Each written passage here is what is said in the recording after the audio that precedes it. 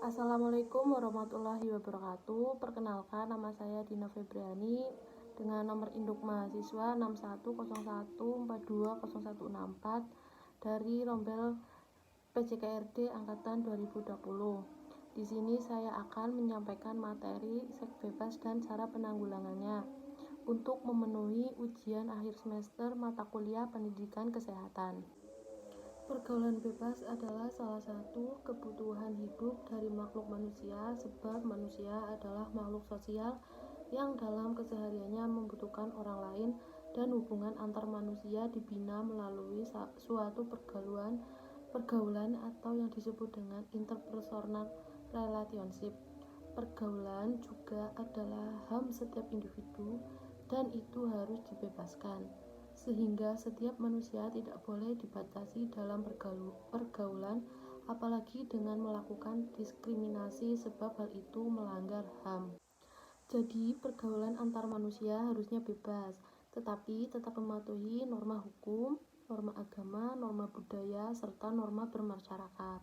Jadi, kalau secara medis, kalau pergaulan bebas namun teratur atau terbatasi aturan-aturan dan norma-norma hidup manusia, tentunya tidak akan menimbulkan ekses-ekses seperti saat ini. Pergaulan bebas juga sering didefinisikan sebagai melencengnya pergaulan seseorang dari pergaulan yang benar. Pergaulan bebas diidentikan sebagai bentuk dari pergaulan di luar batas atau bisa juga disebut pergaulan liar. Padahal sebenarnya suatu pergaulan bebas bisa membawa pengaruh positif ataupun pengaruh negatif, tergantung pada individu itu sendiri. Positif yang dimaksud ini adalah bebas bisa berteman atau menjalin hubungan tanpa membeda-bedakan satu sama lain. Misalnya, orang kulit putih berteman dengan orang kulit hitam, orang di Indonesia berteman dengan orang Malaysia, dan lain sebagainya. Dikategorikan negatif jika pergaulan bebas tersebut telah menjerumus menjadi salah satu bentuk perilaku menyimpang, yang mana disebut yaitu bebas. Yang dimaksud adalah melewati batas-batas norma ketimuran. Yang masalah pergaulan bebas ini sering kita dengar dengan baik di lingkungan maupun dari media massa. Remaja adalah individu yang labil emosinya, rentan tidak terkontrol oleh pengendalian diri yang benar. Masalah keluarga, kekecewaan, pengetahuan yang minim, dan ajakan teman. Seks bebas merupakan hubungan yang dilakukan oleh laki-laki dan perempuan tanpa ikatan perkawinan. Kita tentu tahu bahwa pergaulan bebas itu adalah salah satu bentuk perilaku menyimpang yang mana yang disebut dengan bebas. Yang dimaksud adalah melewati batas-batas norma yang ada. Masalah seks bebas ini sering kita dengar baik di lingkungan maupun dari media massa. Remaja adalah individu labil yang emosinya rentan tidak terkontrol oleh pengendalian diri yang benar. Kurangnya keimanan, masalah kekeluargaan, kekecewaan, pengetahuan yang minim, dan ajakan teman. Yang bergaul bebas membuat makin berkurangnya potensi generasi muda Indonesia dalam kemajuan bangsa. Padahal generasi muda adalah tulang punggung bangsa yang diharapkan dari masa depan mampu meneruskan tongkat estafet kepemimpinan bangsa ini agar lebih baik. Dalam mempersiapkan generasi muda yang sangat tergantung kepada kesiapan masyarakat, yakni dengan keberadaan budayanya. Sedangkan remaja adalah masa peralihan dari kanak-kanak ke dewasa. Para ahli pendidik sependapat bahwa remaja adalah mereka yang berusia antara 16 tahun sampai dengan 24 tahun. Seorang remaja sudah tidak lagi dapat dikatakan sebagai kanak-kanak, namun masih belum cukup matang untuk dapat dikatakan dewasa. Mereka sedang mencari pola hidup yang paling sesuai baginya, dan ini pun sering dilakukan melalui metode coba-coba walaupun melalui banyak kesalahan. Kesalahan yang dilakukan sering menimbulkan kekhawatiran serta perasaan yang tidak menyenangkan bagi lingkungan dan orang tuanya. Sedangkan mahasiswa sudah bisa dikatakan cukup dewasa. Pada umumnya, remaja dan mahasiswa melakukan hubungan seks bebas dengan pacarnya karena kebanyakan dari mereka beranggapan bahwa pacar adalah calon suami yang berhak mendapatkan segalanya. Tidak ada salahnya jika kita mengatakan pacaran adalah sebagian dari pergaulan bebas, karena saat ini pacaran sudah menjadi hal yang biasa, bahkan sudah menjadi kode etik dalam memilih calon pendamping.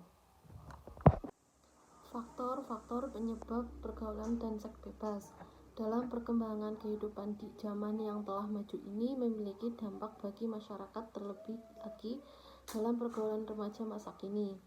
Pergaulan pada remaja masa kini telah jauh dari batas norma yang telah ditetapkan. Telah banyak penyimpangan yang dilakukan oleh para remaja dalam pergaulannya, seperti seks bebas. Oleh karena itu, tidak aneh jika jumlah penderita HIV atau AIDS dan wanita terutama dari kalangan remaja atau anak sekolah yang hamil di luar nikah. Hal ini dikarenakan sekarang mereka sangat begitu mudah memasuki tempat-tempat khusus orang-orang dewasa.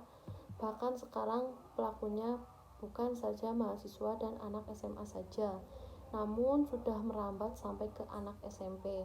Sekitar 60-80% remaja mengaku pernah melakukan hubungan seks. Ancaman pola hidup seks bebas remaja secara umum, baik di pondokan atau kos-kosan, tempatnya berkembang semakin serius. Rata-rata mereka berusia 16-25 tahun dan umumnya masih bersekolah di tingkat sekolah lanjutan, tingkat atas atau SLTA atau mahasiswa. Namun dalam beberapa kasus juga terjadi pada anak-anak yang duduk di tingkat sekolah menengah pertama. Awal mula seorang remaja terjerumus ke dalam pergaulan bebas adalah salah bergaul dan mudah terpengaruh oleh temannya yang tidak benar. Kebanyakan remaja ini ingin dipuji dan dikatakan gaul oleh teman-temannya tanpa memikirkan dampak dan akibat yang berkelanjutan. Maksud dari salah satu pergaulan adalah bukan berarti kita harus memilih dalam bergaul. Kita boleh saja bergaul dengan siapapun asalkan kita jangan mudah terpengaruh dan tetap berpegang teguh pada norma-norma agama dan norma hukum yang berlaku, karena bergaul tidak harus melakukan seks bebas. Oleh karena itu, kita sebagai remaja harus membiasakan berpikir panjang ke depan sebelum melakukan sesuatu hal, apalagi yang belum kita ketahui dampak baik dan buruknya bagi diri kita, keluarga, dan orang lain. Fakta dan analisis beberapa tahapan yang biasanya dilakukan sebelum seseorang berani melakukan hubungan seks bebas, yaitu yang pertama, pegangan tangan, ciuman bibir, ciuman sebatas ciuman di pipi dan kening, pelukan, petting, mulai berani melepas pakaian bagian atas, meraba ke bagian yang sensitif, mulai berani buka-bukaan, melakukan hubungan seks. Biasanya para remaja pada saat berpacaran baru berani melakukan tahapan dari nomor 1 sampai dengan nomor 5. Walaupun banyak juga yang berani melakukan tahapan nomor 6, tapi hanya sebagian kecil yang sudah berani melakukan hubungan seks dengan pacarnya. Dalam hal ini peran orang tua sangat penting. Poin-poin peranan orang tua dalam mencegah seks bebas yaitu yang pertama sebagai panutan suri tauladan, sebagai perawat dan pelindung, sebagai pendidik dan sumber informasi, sebagai pengarah dan pembatas, sebagai teman dan penghibur, sebagai pendorong dan motivasi. Hal tersebut dapat menjadikan anak lebih dekat dengan orang tuanya, sehingga anak tidak akan sampai terjerumus kepada hal-hal yang negatif seperti seks bebas. Dampak hukum akibat pergaulan seks bebas secara khusus mengenai seks bebas tidak diatur dalam KUHP, tetapi tindakan tersebut dapat menjerumuskan kita pada tindak pidana tertentu seperti melanggar kesusilaan di depan umum. Pasal 281 KUHP menyatakan bahwa dipidana dengan pidana penjara selama-lamanya 2 tahun 8 bulan atau denda sebanyak-banyaknya Rp4.500. Kesatu, barang siapa dengan kesengaja merusak kesusilaan di hadapan umum, atau barang siapa dengan sengaja merusak kesusilaan di muka orang lain yang hadir tidak dengan kemauannya sendiri. Tindak pidana perkosaan pasal 285 KUHP menyatakan bahwa barang siapa yang dengan kekerasan atau dengan ancaman memaksa perempuan yang bukan istrinya bersetubuh dengan dia karena perkosaan dipidana dengan pidana penjara selama-lamanya 12 tahun. Berzina pasal 284 ayat 1 KUHP menyatakan bahwa dipidana dengan pidana penjara selama-lamanya 9 bulan kesatu laki-laki yang beristri yang berzina sedang diketahuinya bahwa pasal 27 Kitab Undang-Undang Hukum Perdata berlaku baginya. Perempuan yang bersuami yang berzina, laki-laki yang turut melakukan perbuatan itu sedang diketahui bahwa turut bersalah bersalah itu bersuami. Perempuan yang tidak ada bersuami yang turut melakukan perbuatan itu padahal diketahuinya bahwa yang turut bersalah itu beristri, dan pasal 27 Kitab Undang-Undang Hukum Perdata berlaku bagi yang turut bersalah itu. Baik, sekian dan terima kasih penjelasan dari saya. Apabila ada salah mohon dimaafkan. Wassalamualaikum warahmatullahi wabarakatuh.